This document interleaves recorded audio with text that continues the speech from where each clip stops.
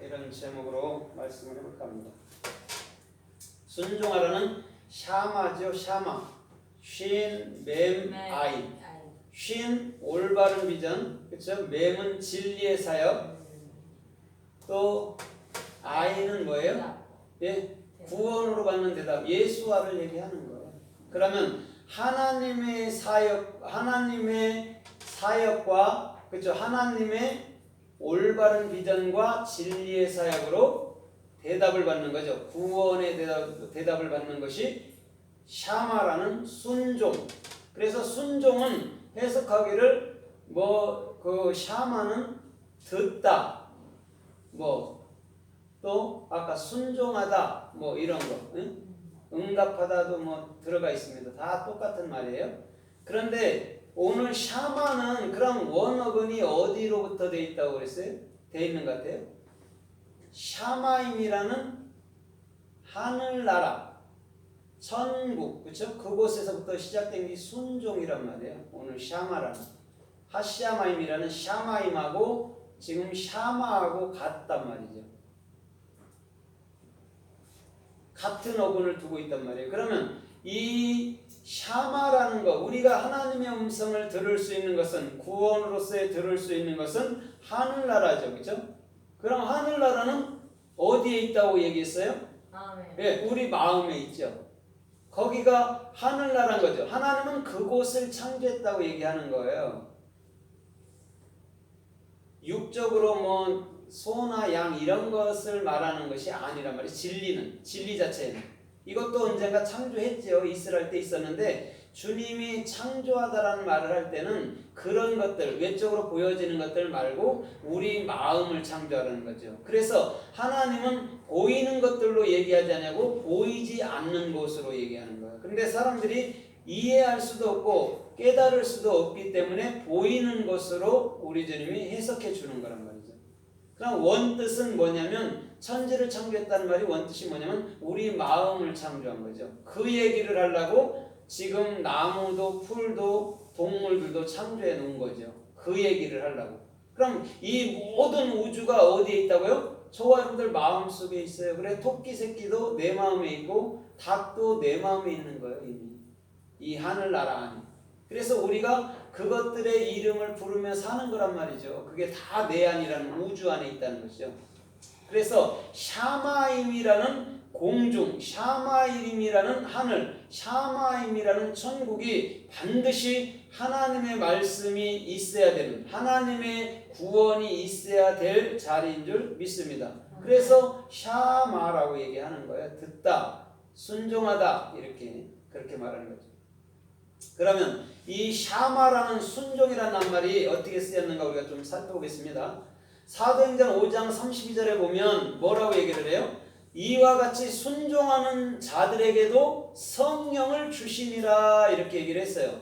그러면 순종이라는 샤마가 무엇이었냐면 르하우였다는 거예요. 그게 성령이란 말이에요. 르하우, 머리였다는 거죠. 그럼 하늘나라에는 뭐가 있어야 돼요? 머리가 있어야 되죠. 구원을 받았다면 예수 그리스도가 내 중심의 머리여야 되는 거죠. 그래서 순종하는 자들에게 성령을 주셨다라고 사도행전 5장 32절에서 말씀하고 있다는 거예요. 그러면 샤마라는 하늘나라 올바른 비전이 있는 그곳에 그리스도께서 머리로 세워지는 거죠. 센터장으로. 그래서 그 센터 생명나무를 중심으로 인해서 우리는 생명과일을 먹고 생명과일을 증거하며 살 수 있는 거예요. 그럼 영원한 에덴 동산은 여러분들 마음인 것이죠. 거기에 계신 거예요. 주님은 처음부터 거기 계셨고 세상 끝날에도 거기 계신 것이죠.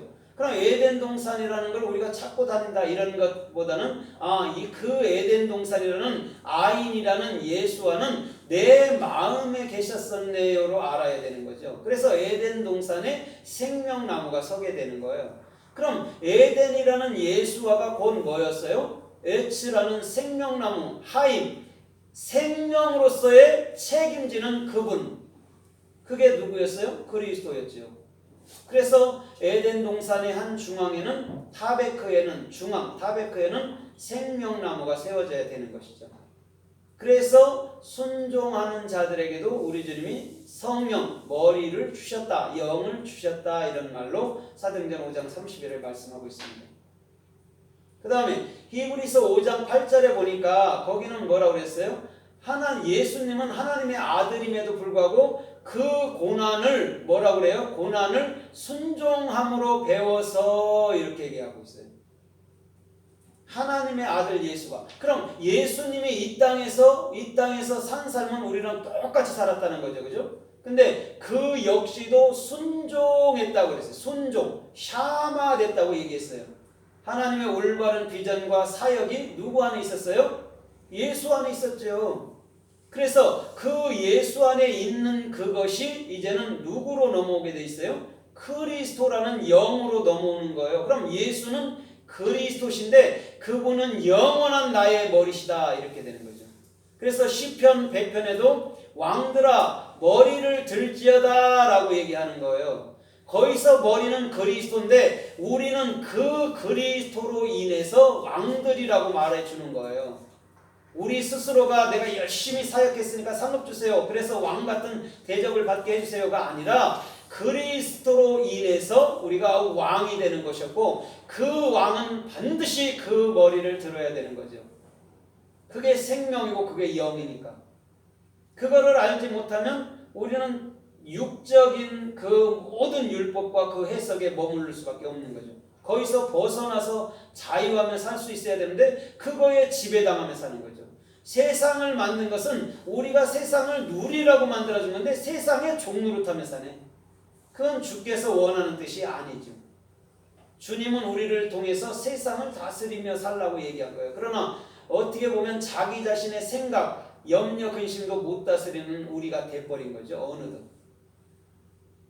다스리라고 얘기했는데 다스리지 오히려 못한 거죠. 사람들.